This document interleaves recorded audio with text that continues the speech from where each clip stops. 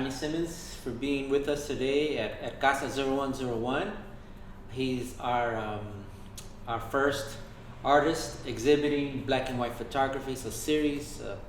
So, Johnny, thank you so much for being here with nosotros. It's such a pleasure to be here. I'm really honored to have my work here, and I'm really honored to be speaking with you, especially on today. Right, exactly. There's many things that are really looking good and positive, so it's all coming together. Exactly. Inauguration Day. Inauguration Day, and it's also a Martin Luther King week, month, but just to have his spirit with us too is very important too. So he's with us in this exhibit. It's all connected. It's all layered. Exactly. So tell us something about yourself, Johnny. Tell us. I know you started off, I think, at 15 or so. Yeah, I was born in Chicago, and I started taking photographs in the early 60s with, at first, my friend's camera. His name is Bobby Singstack. He's an amazing photographer. His family owned a newspaper called the Chicago Defender, and it is the oldest black publication in the country. So I was around some very politically aware people, and 1965 was the first year that black people were allowed to vote. So prior to that, I was fed on the awareness of injustice. And because of that injustice, good things come out of bad things. And the good thing that came out of that was a strong affinity towards my community and my people. That was just innate. Not something I thought about, but something as I think back was present. Yes. And I work now as a cinematographer. And I've done a lot of TV shows, documentaries, and historical, biographical things. And I do collages as well, so all my life, I've been very interested in the frame and what I could put in it. And I just feel so fortunate to have that as what I do, and it's kind of like a date with destiny, right? Because the South Side of Chicago was an interesting place to grow up, especially during that period. It was very active in civil rights and the movements surrounding the war. It was a pretty hip time, lots of music and poetry and jazz and theater and all kinds of things that were inspiring to a young person coming up in a community of that mindset. Right. You also mentioned that I think your mentor was, I believe, Carlton. Well, I have to say that I stand on the shoulders of many people that have given me nutrition. And the first one was Bobby Singstack, who loaned me a camera when I was really young and saw the first roll of film that I ever shot and told me I had an eye. And once he saw that, he opened his heart and became one of the most generous people in my life to move me forward. Carlton, I met because of Bobby.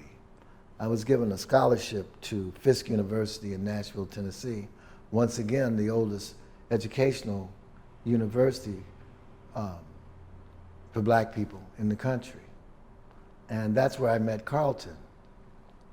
Carlton would come there and do lectures on the image of the black man in American cinema. And that was another thing that shaped my vision. And Carlton saw my photographs one day and said, "Damn, you're a cinematographer." I didn't even know what that was, right? So he gave me a subscription to American Cinematographer magazine. And after that, I became interested. And I looked through a movie camera one day, and once again, composition. And then all of a sudden, it moves, right? And you tell a story with montage, one image against another. I love that because I already had fallen in love with telling a story with a picture. You know what I mean? And I still love both things just as much. I was thinking the other day, because I turned 70 years old in December, and as I approached that milestone, I was like, damn, that's pretty old.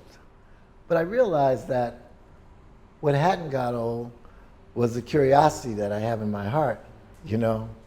And I wake up with that every morning. So the idea of making pictures and telling stories, it never changes. Right.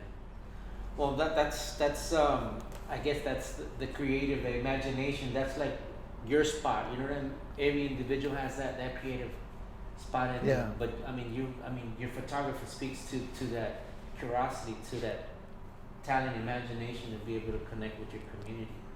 I would think that it's probably that way, you know, for all of us, you know, that are creative people.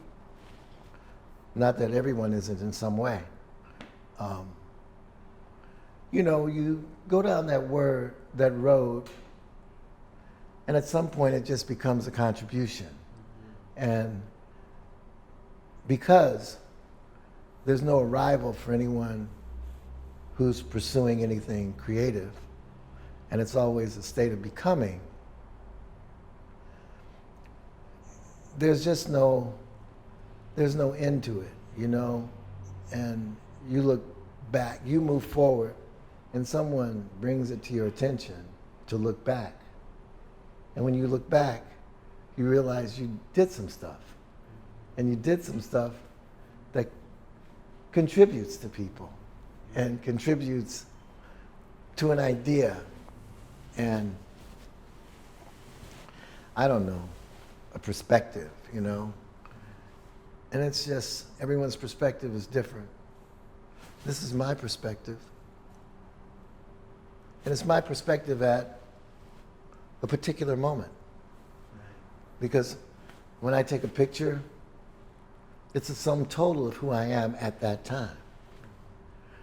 When I do a collage, same thing, sum total of who I am at that moment.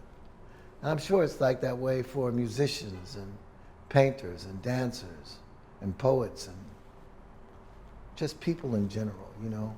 Right. Johnny, so would you say then that moment is a moment in a movement, you know, part of a... It's a moment and a movement. It's a comma in a sentence, you know.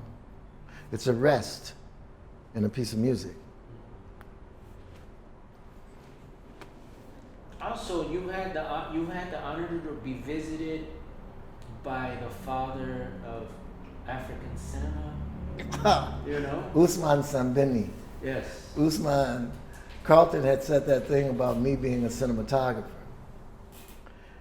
And Usman Sambini had come to my university to bring his movie there, two of them. One was called Black Girl, and the other one was called The Money Order. And they were powerful films. And I was so impressed with him. And he also had this interpreter with him, a woman. And I guess that was the first time I'd ever been around an interpreter, because she was so quick. You didn't miss the message of what he was talking about. I lived in an apartment that cost $50 a month. It was behind a fast food restaurant called Sonny's. It was deep in the hood. In fact, the doorway was an entrance off an alley that when you walked down there at night, you'd see the rats moving back and forth. I'm surprised. I was thinking the other day that I never saw a rat in my apartment, which I don't know how I didn't. But that one morning, Carlton knocks on my door, all unannounced, which is not the best thing to do to a college student, because you can imagine all the various paraphernalia present in the room. And he had Usman Sambini with him and the interpreter. And they came into my little raggedy apartment, and Carlton said, "Show him some of your pictures." And this man looked at the pictures and he said the exact same thing. He's the cinematographer. All right. I didn't know where that was going to go.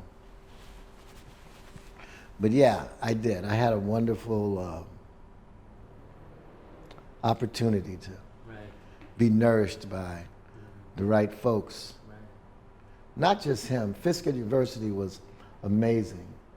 I got to assist Aaron Douglas in repainting a mural for over a year, who's known as the father of the Harlem Renaissance. John Killens was there on a Bontemps. Angela Davis. Anybody who was anybody during the 60s, that place, Fisk University, would invite to speak to the students. I was very fortunate because I had dropped out of school in Chicago because I thought self-realization was through self-destruction because it was the 60s, you know, and our activities weren't the healthiest during that period. And that opportunity to go to college is because of my pictures and because of Bobby. Not just because of them. I thought about something the other day. Someone asked me when was the first time I got a camera. And I worked on a truck. It was a front half my life as a teenager. It was picked up gambling slips and cash. And the guy who drove the truck worked for my father. His name was Saul. And Saul and my mother put their money together to buy me my first camera. And when I went to get the camera, it was in a suburb of Chicago, a white suburb. And we go into the camera store, and my mother says, go put some money in the parking meter. And I go out the store and run down the street, put some money in the parking meter, and I'm walking back to the camera store. And suddenly a police car begins to drive slowly beside me as I walk down the street. And when I go into the store, here comes the policeman, 2 of them. And they ask the store owner, is everything all right? And the store owner says, yeah, he's buying a camera. So that's how I got my first, that's the day I got my first camera, with these 2 white policemen wondering whether or not a young teenager and his mother might possibly be robbing the camera store. Wow. Well, that also reminds me of the story you shared when you were on the bus, a 7-year-old, I believe. Oh, yeah. That was another one. That was in Shreveport, Louisiana. Yeah. When you said that, when you told me that and you shared it, I was like, my jaw dropped. Yeah, I could tell those stories forever. You know, I could. But anyways, I want to thank you so much, Ali. And right now, I would like for you to kind of just guide us, you know, with some of the photography and share some of that work that you have with us. That'd so be cool. Can, you know, have our audience that'd be and cool. enjoy some of the insight, the scoop, you know. You know, I'll tell you though, man. Every now and then I have something to say about my pictures. But to be honest, I kind of feel like when you look at a picture, look at a painting, I kind of feel like it's like listening to a piece of music. Right. You know? You listen to some Beethoven, Bach, some John Coltrane. You're not trying to intellectualize that experience. You're trying to feel it. And one thing I learned about pictures from my friend Bobby is a photograph needs to have its own soul. It needs to have a ghost inside of it. And that ghost is what makes it be able to live on a wall and makes it something that you feel and you experience. But we can try. Okay, we can sure try. Okay.